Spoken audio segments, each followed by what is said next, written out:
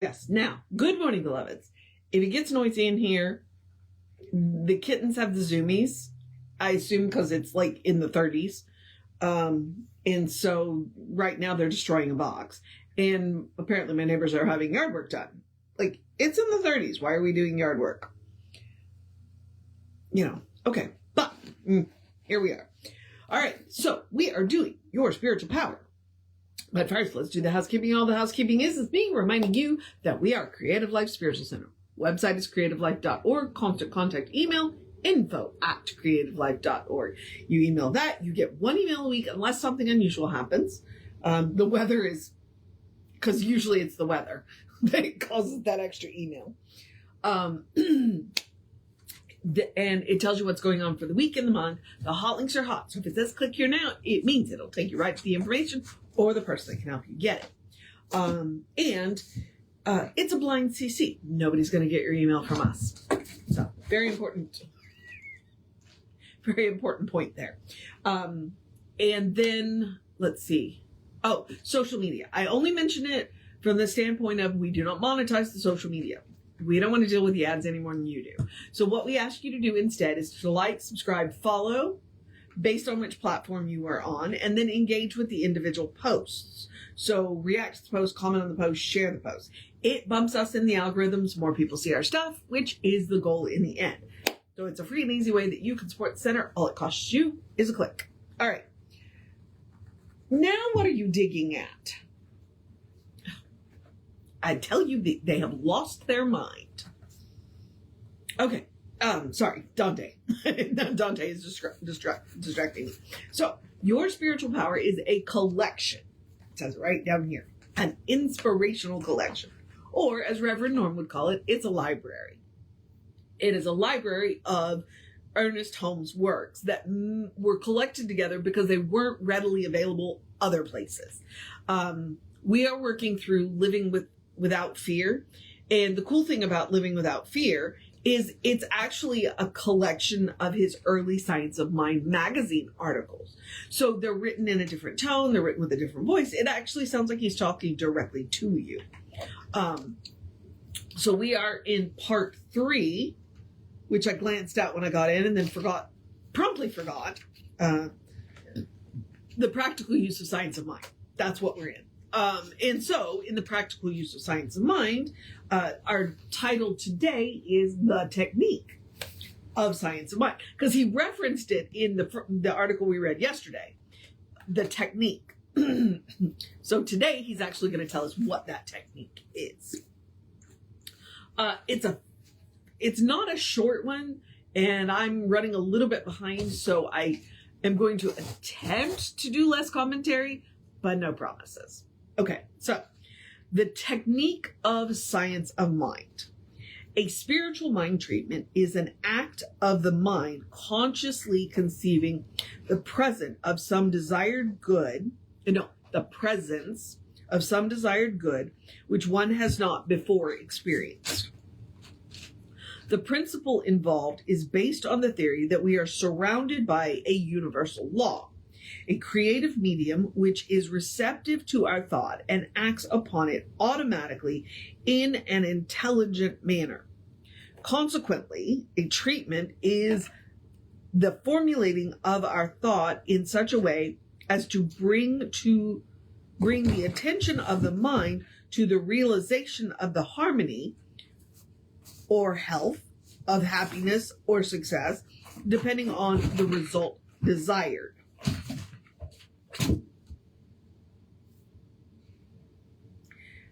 I told you that it was going to be noisy because, Dante's in the box. And now he's looking at the hoop skirt. That's terrifying. It is a fundamental proposition that the universe is a perfect unit and is always in harmony with itself. God is never divided against God. Harmony is real, eternal, fundamentally necessary, and true. A spiritual mind treatment must inform the mind that whatever appears wrong is entirely an appearance, a misjudgment, or a false conclusion. We occasionally get accused of proclaiming that everything is an illusion. No. The experience that you are having is real. What we're saying is you don't have to have it. You can change your mind. Because that's the next sentence. We do not say the fact does not exist. For instance, we do not say that a person is not sick, rather this. If they can succeed in unifying their thought with life, they will be healed. We do not say that a person is not unhappy, but we do affirm this. If they can succeed in uniting their thought with that which must be happy, with the eternal happiness, they will be happy. We may say they are poor and needy, but if they can unite their thought with that which cannot be poor or needy, they will cease being poor and needy. We do not deny the evidence of any experience, because experience is the only means by which we may affirm that we live at all. For without experience, there can be no life. We do empathetically state that any experience which is less than harmonious, less than the eternal fact, is an unnecessary condition. We experience discord because we wander away from harmony. We experience limitation because our thought denies abundance. Now, I am aware that an unthinking individual first hearing this is liable to say, well, that sounds foolish. It sounds very foolish to say that by the act of thinking, you can produce anything in the visible world. But if the same individual will pause for a moment and ask themselves, where would I be, or what would happen if I, the thinker, were not here? They would realize at once that nothing could happen to them. The moment you take the thinker away, there is nothing left, and if we could disjoin the universe from the intelligence permeating it, there would be no universe. Okay. He just jumped through a rabbit hole that I'm not sure I can follow him, but okay. And it just may be because it's early. Our inner belief decides what is going to happen to us, but that belief is the result of much ignorance and needs to be enlightened. Hence the necessity of meditation, of prayer, of spiritual mind treatment.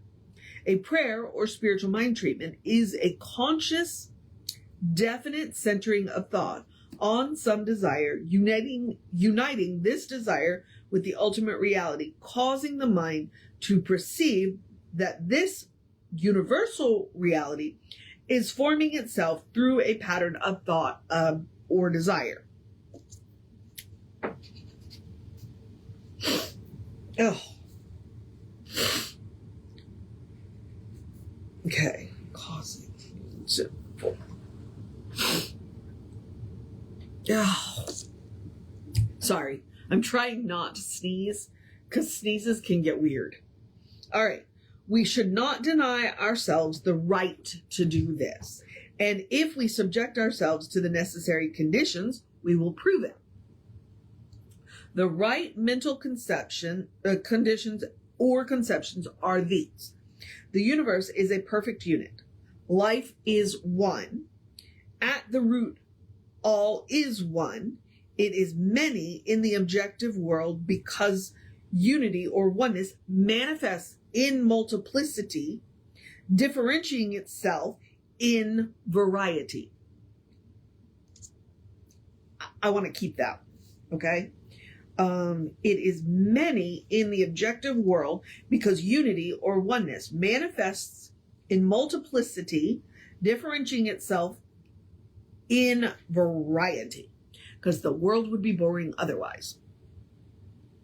That is, that which is one becomes many, but many are still rooted in the one, without which they could not be. It is necessary then that the thought unite with the one, that is, it must recognize but one power back of everything.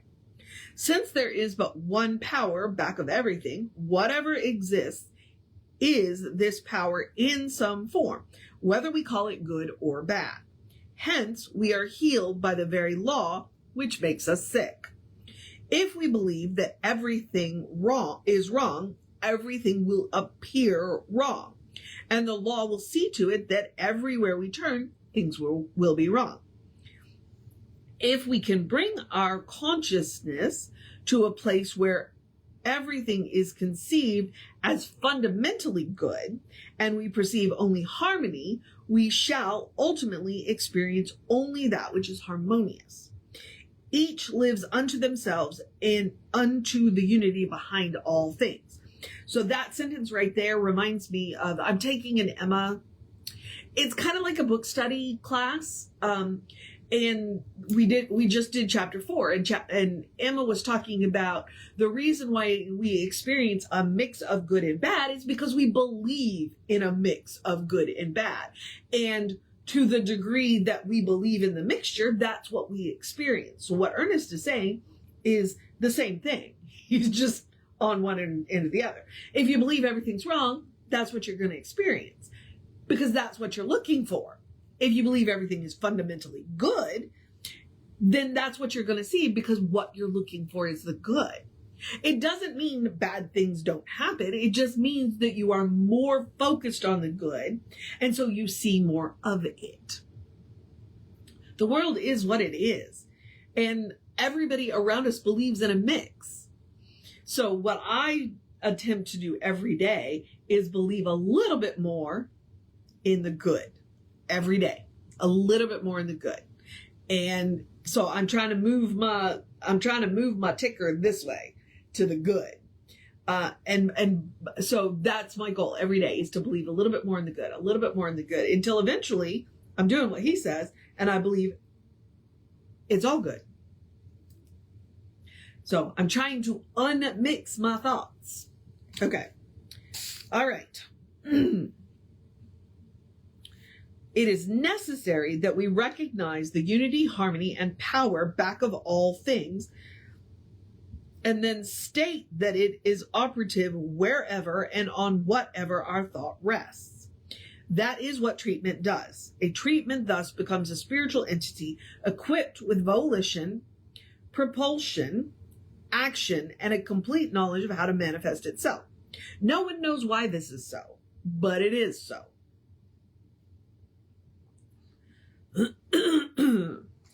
Probably should have brought my water with me, but here we are. Okay. There is in the treatment just exactly as much and no more than we put into it.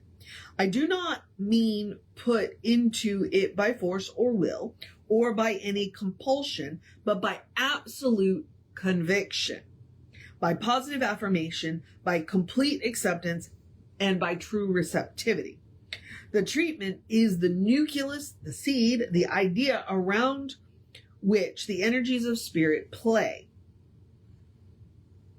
That's a neat way of saying that. Just as the creative forces of the soil, sun, and air take the seed and produce a plant, so spiritual mind treatment is a concept through which universal law flows, producing a form like the idea given it. Just as the ground always gives back a plant, which is the logical outcome of the seed placed in the soil. I wonder how much of a gardener Ernest was. Okay. We involve the seed. Nature evolves the plant. We involve the seed. Nature evolves the plant. We involve the idea, the spiritual power which surrounds us operating on this idea evolves the thing. That's why we're always going on about evolution and involution. But as we can only harvest what we plant, we can only take out of the garden what we put into it. So a spiritual mind treatment can only produce its logical correspondent. It is necessary in giving a treatment to dissolve, within our thought everything which denies the word that we speak. Nothing can neutralize our word but ourselves. Yep, if you don't believe it, neither will spirit. When our word is spoken in harmony with the truth, it is linked with the immutable law of the universe. Hence, a treatment seeks only to convince one's own mentality and never tries to convince anyone else. In giving a treatment, you are not holding thoughts. You are trying to convince yourself of the presence and the reality of the condition which you wish to bring about, or bring forth. He actually says bring forth. Always your treatment begins and ends within yourself, no matter what your word is spoken for. Because you are dealing with an intelligent law, when you specify that to yourself that what your word is for, the law executes the word at the level of your recognition and acceptance of it. We are surrounded by a receptive and creative medium, which receives our thought and acts upon it. This is proved and may be announced as a definite principle. Because this is true, our thought decides what is going to happen to us.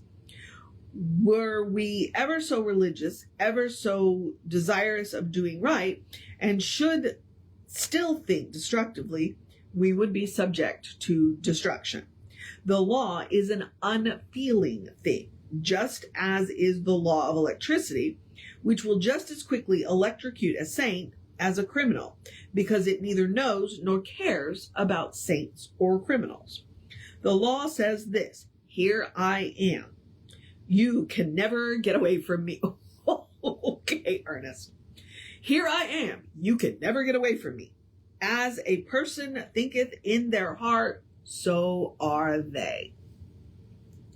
It is not going to do any good to say there is nothing but plenty in the universe and then go out and talk poverty. The law is always right here and says, here I am. I am an immutable fact. I am an eternal presence. When you say yes, I say yes. When you say no, I say no. And when you say it is good, I say it is good. Or, as Jesus said, as thou hast believed, so it be done unto thee. We must carry the science of our religion into everyday life, everywhere. In other words, it's not just that hour on Sunday, it's your whole life. There is nothing harder than keeping the thought straight, and nothing else so desirable. It is not easy in our contacts with the daily world to keep our thoughts so clear that we never become unpoised, that we never accept anything which we do not wish to accept, that we always control the intellect so that the emotions cannot respond unless the intellect says to respond. But whenever we can do this, our destiny will be in our own hands, backed by an immutable power. So he's acknowledging that what he is asking us to do isn't easy, which is why we do it every day. We practice every single day. Dante, if you come over just a little bit. Okay, no. But before we do this, we must relate and harmonize ourselves with the infinite. The infinite is so constituted that it never fights itself. Hence, we must not fight it. But we do fight it when we admit that anyone fights us. Oh, oops, okay. We oppose it when we admit that anything opposes us. We deny it when we admit that good is denied to us. The law always stands by saying, here I am, continually reflecting into your experience exactly what you think into me. We must take the science of mind into everyday life, and when we find ourselves confronted by discordant conditions, we must never say, oh, what's the use, what's the use? But rather say, there is something in me which is greater than this condition, and it can dissolve it. We have the privilege and the power to do this. And if we use this ability properly, it will be productive of salutary results. And that statement right there, the fact that we should use this in everyday life is why science of mind is really a philosophy, not a religion. Not a religion. Because what he wants us to do is everything that we do. Now, honestly, if you get back to the root of religion, it should be the same thing. But it's not how we practice religion. So, that's why science of mind is more a philosophy than a religion, but here we are. How do we do this? Very definitely, very specifically. Always, we bring our conscious thought to bear on the specific conditions which needs to be changed. For instance, if one were treating to heal themselves of eye trouble, their treatment would be so formulated as to bring out the realization that their vision is a perfect manifestation of a divine idea. If, on the other hand, one were treating their business for activity, they would bring their mental attention to the realization that right where their business is a divine law of harmony, of plenty, and of continuous action. In an iron foundry, the liquid metal is poured into different molds and cools off in specific shapes. This is the way treatment works. It always works from the basis of that the cause of everything is an idea and that the thought is the mold into which our tangible experience is cast. Okay. Hence, it is necessary for a treatment to be specific. All treatments are based upon the same principle, but each treatment is a mold with a certain specific form. Consequently, in spiritual mind treatment, the idea incorporated must encompass the entire situation being treated. If the case is one of unhappiness, you like the highlighter there? Okay, if the case is one of unhappiness, we must make it clear that to our consciousness that happiness is real and that unhappiness is a condition based upon a false premise. Back of unhappiness is the thought that there is not good enough, love enough, peace enough, health enough, nor understanding enough to go around. So that as a result, some of us lack or are short of the good things in life. In the infinite nature of spirit, and therefore back of everything, there is enough of peace, of good, of health, and of abundance to go around. Convince yourself, explain to yourself what is wrong, and say all of the abundance and peace there is right here and flowing through me. I can no longer be unhappy. In other words, show yourself why you believe what you believe. That right there is one of the reasons why treatment can be considered argumentative, because you are arguing yourself into the position that you want. By expelling or neutralizing false conclusions, the newly established right runs will demonstrate themselves. The more completely your consciousness is in harmony with truth, beauty, peace, love, and righteousness, the more power it will have. There is nothing too great or too small for the action of law. The same power that swings the planets in space also creates the buttercup and the aroma of the rose. As Emerson said, there is no great and no small to the soul that maketh all, and whence it cometh all things, and it cometh everywhere. In spiritual mind treatment, never try to make things happen, but know you are permitting them to happen and feel that they are happening. So you're letting, not forcing. Imagine them to be happening, and during the process of transition from the point where you are to the point where you would like to be, pay attention to any discordant things which may occur. The worse things seem, the more carefully you should go within yourself to declare the reign of God's perfection. The worse the condition appears, the more certain you must be that you will accept nothing but harmony. This is the attitude that distinguishes the person who knows what they are doing in using science of mind from the one who only hopes that something will happen. When a gardener goes forth to sow seeds, they sow the kind they want. And if the other things come up during the process, they uproot them and know they are going to reap in due season the harvest of things they have sown. They are working with definite laws. This is the right kind of faith. It is both scientific and practical. In the use of science of mind, one knows with absolute certainty that they are planting a seed, a constructive thought, in an absolute creative principle. When other things come up, they say, those are the weeds, those are the negative thoughts, and they pull them up, neutralize them in their own consciousness. Then, gradually, what was once a desire becomes an actual experience. They know what they are doing, how to do it, and in doing it, they realize that behind and in their present act, there is an eternal intelligence from which they may draw greater and greater inspiration, knowledge, and power. Whew. Tomorrow we will do the rediscovery of health. And that is it today, the technique of science of mind.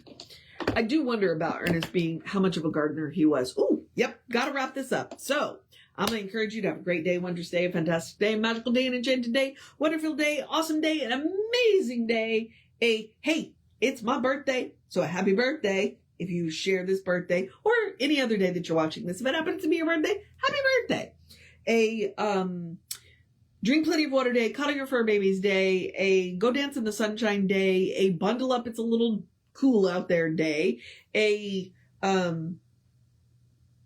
do something fun just for yourself day, a take care of business day, a you got this day, a good day. And if that is too much pressure, simply have a day.